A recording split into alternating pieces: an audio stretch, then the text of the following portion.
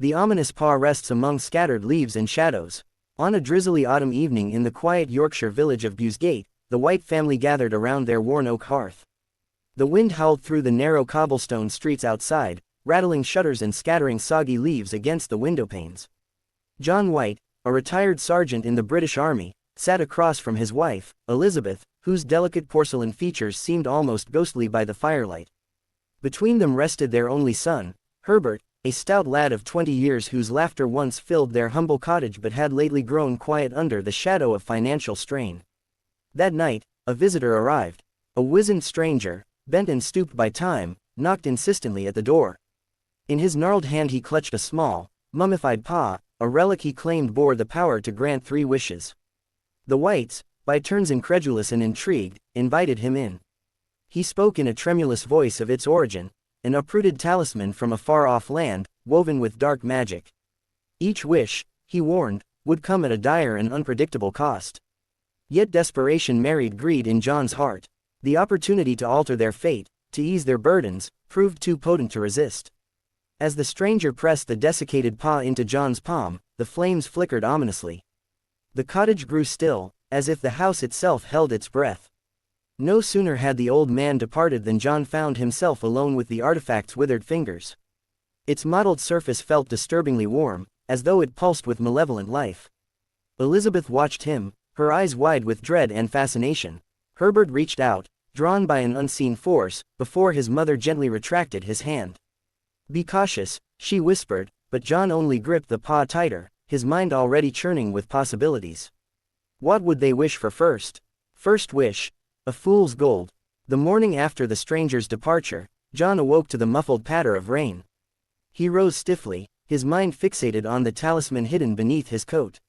In the kitchen, Elizabeth prepared tea, her hands trembling. Herbert sat hunched at the table, eyes red from last night's tense silence. When John placed the paw before them, the family leaned in, voices hushed. Where tragedy struck, the mill corridor following Herbert's accident. "All right," said John, swallowing hard. "We've struggled enough this winter. I wish for £200. Herbert reached out, his fingers brushing the talisman's leathery surface as John spoke the words. In that instant, the fire flared and the kettle toppled, sending steam hissing into the air. The room grew oppressively silent, as though even time held its breath. An hour later, a messenger arrived from the local mill, bearing news that Herbert had been fatally injured in a gruesome machine accident. The promised payout, a mere apprenticeship insurance, totaled exactly £200.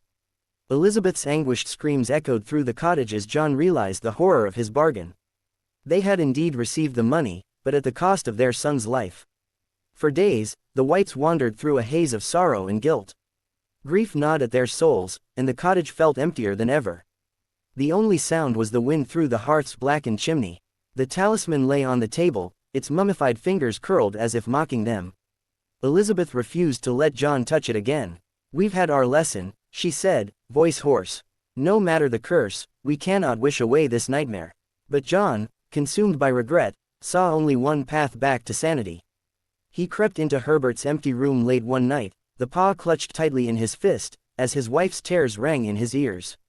The cost had been unbearable, but could a second wish undo the first? Second wish, rewriting fate. Under a pall of grief, John approached the hearth that had once brought warmth to their home. Elizabeth, drawn by sounds of muffled sobbing, saw him kneel before the talisman. His voice quavered as he whispered the words, "I wish my son were alive again." Herbert's unnatural return, a living corpse wandering the Hazelton cottage. At first, nothing happened. The embers glowed faintly, and the clap of distant thunder rattled the windowpanes. Elizabeth rushed forward, her heart pounding. And then, a knock, soft, slow, deliberate, echoed at the front door. They exchanged bewildered glances before John moved to open it. There, on the threshold, stood Herbert. Pale and motionless, his eyes vacant as glass. He wore the same soot-streaked uniform from the mill. His lips parted in a wordless plea as he reached out. Elizabeth screamed and threw herself into his arms, only for the dead weight of his body to threaten her balance. Panic suffused her veins. "Herbert," she cried, but his expression never changed. They led him inside, gently lowering him to the hearth. Elizabeth slashed a sheet of paper into a makeshift bandage, pressing it to his forehead to staunch phantom blood.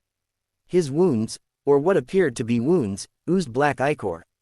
The smell of decay filled the room. John recoiled, horror-struck. This was no miracle of second chances. It was a grotesque mockery of life. Over the next days, Herbert wandered the cottage like a lost soul. He spoke only in whispers that rattled windows and rattled bones. Shadows seemed to cling to his form. The villagers, drawn by rumors of his return, fled in terror at the sight of the unnatural revenant. The whites, now prisoners of their own home, barred every door. Their once cozy hearth cast monstrous shapes on the walls. Elizabeth pleaded with John to use the final wish, to stop this abomination. But John, torn between love and guilt, hesitated. Each passing hour deepened his torment. The face of his son, pale and empty, and the knowledge that only one wish remained to set things right, or wreak even greater horror. Final wish, paying the ultimate price. The night grew still as the whites faced their unbearable choice. Their home, once filled with laughter and warmth, had become a mausoleum haunted by grief and sorrow. Elizabeth hovered beside her undead son, rocking him as though he were an infant. Tears glittered in her eyes. John's knuckles whitened around the monkey's paw. The embers in the hearth flickered, casting the talisman in an unholy glow. Dawn reveals the shattered remains of the White family's home. This has gone too far, Elizabeth whispered. We must end it. John's voice caught in his throat. The talisman's curse had already claimed too much. With trembling resolve, he held it aloft. I wish for Herbert to be at peace, and for this terrible thing to never have happened. In that moment, the cottage shuddered. A cold wind roared through the halls, extinguishing candles and rattling windows. The ground trembled beneath their feet.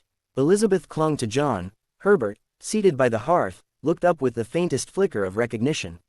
He opened his mouth to speak, then fell still. A deafening crack split the air. One by one, the walls seemed to collapse, and the floorboards cracked like breaking bone. John collapsed to his knees, clutching Elizabeth as the world dissolved around them. When the dust settled, the cottage lay in ruins. In its center, the monkey's paw lay charred and lifeless, its fingers reduced to ash. Outside, dawn crept across the gray Yorkshire hills. The whites emerged, battered and hollow-eyed.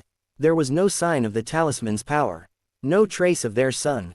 But as Elizabeth wrapped her arms around John, he felt her weep with relief that Herbert would never return in that horrid form.